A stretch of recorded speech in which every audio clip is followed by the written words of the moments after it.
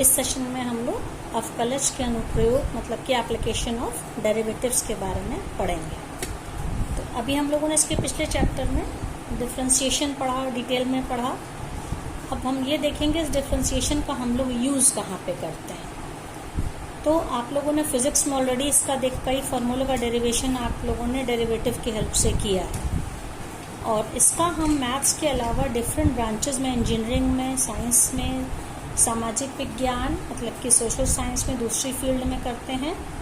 और अभी हम लोग के सिलेबस में जो है हम लोग उसका एप्लीकेशन कहाँ सीखेंगे, राशियों के परिवर्तन की दर मतलब rate of change of physical quantity with respect to the other quantity. इसी तरह से कोई भी अगर हमें टेंजेंट लाइन और नॉर्मल, स्पर्शरेखा और अभिलंब किसी पॉइंट पे अगर हम खींचें तो उसकी क्या इक्वेशन होगी, equation of tangent at a point and equation of normal at a point में। इसके अलावा कोई भी फंक्शन दिया है, उसका ग्राफ दिया है, तो उसके हम उन पॉइंट्स को निकालना जिसपे ये फंक्शन की वैल्यू मैक्सिमम या मिनिमम, जिसको हम लोग मैक्सिमा और मिनिमा भी कहते हैं, और इंक्रीजिंग एंड डिक्रीजिंग फंक्शन, इन सब जगहों पे हम लोग डिफरेंशिएशन का यूज़ करेंगे। इसके अलावा एक टॉपिक और होगा अप्रोक्सीमेशन, जिसको सन्निकट मान कहते हैं, उसमें भी हम लोग इसको यूज़ करेंगे। तो इसमें सबसे पहला हम लोग का क्या है, rate of quantities, rate of change of quantities या राशियों के परिवर्तन की दर में। तो इसमें अगर ये हम लोगों ने पहले ही देखा है, if y is a function of x, तो इसका क्या मतलब होता है, change in the value of y with respect to x। इसको हम रिप्रेजेंट करते हैं dy/dx से या f'(x) से, ठीक है। तो इस तरह से अगर कोई भी एक क्वांटिटी दूसरे क्वांटिटी पे डिपेंडेंट है या उसका वो फंक्शन है, तो y में कितना चेंज हो रहा है जबकि हम x में चेंज करें, इसको हम यहाँ पे इस एप्लीकेशन को यूज़ करेंगे। इसके अलावा वहाँ पर भी यूज़ हो जाएगा, या हम लोगों ने पैरामीट्रिक फॉर्म या प्राचलिक समीकरण पहले भी पढ़ा है कि x और y अगर दोनों किसी तीसरे क्वांटिटी के फंक्शन से, x अगर मान लीजिए ft और y gt, तो dy/dx निकालने के लिए हम लोग dy/dt में से dx/dt को डिवाइड करते हैं, provided that dx/dt is not equal to 0, that is denominator should not be equal to 0। तो इसी को हम लोग यूज़ करेंगे इस टॉपिक में, जिसमें मतलब कि rate of change of quantities. इसमें देखो बच्चों, सबसे पहला क्वेश्चन क्या है, find the rate of change of area of a circle with respect to its radius r when the radius is 5 centimetre. किसी सर्कल के एरिया में क्या चेंज होगा उसकी रेडियस के से, अगर हम उसको तुलना करें क्या होगा, मतलब तो हम सभी जानते हैं इसको हम लोग कैसे करेंगे। हम जानते हैं कि सर्कल का जो एरिया होता है वो होता है πr², ठीक है। तो हमें क्या निकालना है, rate of change of area, लेकिन हमें वो एरिया का चेंज किससे कंपेयर करके निकालना है, r से। जैसे इसमें जब हमने बोला rate of change of y with respect to x, तो हमने dy/dx लिखा। तो rate of change of area with respect to its radius, what does it mean, dA/dr, rate of change of area with respect to the radius r। इसलिए a का formula ये है। तो dA/dr का क्या मतलब है कि हम इस क्वांटिटी को with respect to r differentiate करेंगे। पाई यहाँ पे कांस्टेंट है, पाई इज अ नंबर, और r² का differentiation with respect to r क्या होगा, 2r। तो ये क्या हो गया, 2πr, 2πr हो गया। अब इसमें क्वेश्चन में r की वैल्यू भी दे दी गई है, ठीक है। r की वैल्यू कितनी दी गई है, 5 सेंटीमीटर। इसलिए यहाँ पे dA/dr, rate of change of area with respect to its radius क्या हो जाएगा, 2π × 5 दैट इज 10π। तो आंसर क्या हो जाएगा इसका, 10π। अब इसी तरह से हम लोग एक क्वेश्चन और ले रहे हैं, volume of a cube is increasing with the rate of 9 cubic centimetre पर सेकेंड। क्यूब मतलब कि कोई घन है जिसका कि वॉल्यूम के जो विद टाइम इसके चेंज होने का रेट है 9 क्यूबिक सेंटीमीटर पर second. Rate of change of volume दिया है और हमें क्या निकालना, rate of change of area, ठीक है। और जबकि इस क्यूब के एक एज की लेंथ, एक कोर की लंबाई कितनी दी है, 10 सेंटीमीटर। तो देखिए बच्चों, इसको हम लोग कैसे सॉल्व करेंगे। अब पहले हमें इसमें ये ध्यान देना होगा कि वॉल्यूम और सरफेस एरिया के फॉर्मूले क्या है। तो हम इसमें क्या मानेंगे कि घन के कोर की लंबाई या जो एज है उसको हम क्या मान लेंगे, x। क्यूब की जो एक एज है वो हमने अगर x मान लिया तो वॉल्यूम का क्या फॉर्मूला होता है, वॉल्यूम होता है क्यूब का volume, x cube side cube, और इसका जो सरफेस एरिया होता है उसका क्या फॉर्मूला होता है, 6x स्क्वायर। ये सब आप 6 या 7th क्लास में पढ़े हैं बच्चे फॉर्मूले, ठीक है।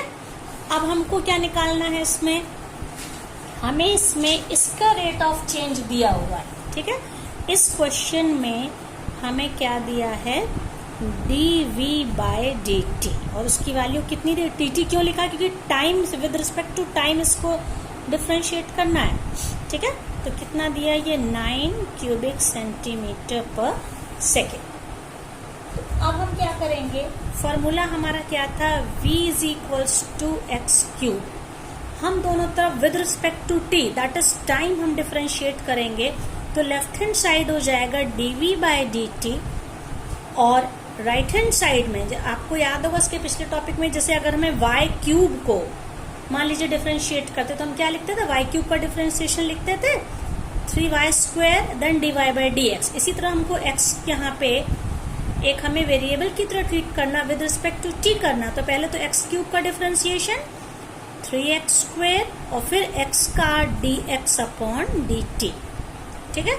अब इसमें हम वैल्यू रख देंगे, dv/dt ऑलरेडी क्वेश्चन में दिया हुआ है, कितना दिया हुआ है, ये 9 = 3x² dx/dt। तो इससे dx/dt क्या मिल जाएगा, dx/dt हो जाएगा, ये इसके डिवीजन में आ जाएगा 9/3x², मतलब कि 3/x²। ये किसकी वैल्यू है, dx/dt की है। लेकिन क्वेश्चन में हमसे क्या पूछा गया है, find the rate of change of area mean surface area. तो क्यूब के सरफेस एरिया का फॉर्मूला क्या था, a = 6x², ये था। अब इसे हम दोनों तरफ with respect to t differentiate करेंगे, ठीक है। Since a = 6x², therefore dA/dt, ठीक है, dA/dt क्या हो जाएगा, 6 तो कांस्टेंट है बच्चों, x² का डिफरेंशिएशन होगा 2x, और x का खुद क्या होगा, dx/dt। अब देखिए dx हमें क्या निकालना है, इसकी वैल्यू निकालनी है, लेकिन यहाँ पे जो dx/dt है इसकी वैल्यू ऑलरेडी हम निकाल चुके हैं, और ये कितनी है, 3/x², और ये 6 × 2x क्या हो जाएगा, 12x × dx/dt की क्या वैल्यू है, 3/x²। सो ओवरऑल वैल्यू इसकी क्या आ जाएगी, 12 3 = 36, और x² से एक x कैंसिल हो गया, 36/x। अब देखिए बच्चों, x मतलब की length of edge of the cube वो कितनी दी गई है, 10 सेंटीमीटर, तो x की वैल्यू 10 रख देंगे, 36/10, तो ये कितना आ गया, 3.6। ये हमने क्या निकाला बच्चों, ये है rate of change of area.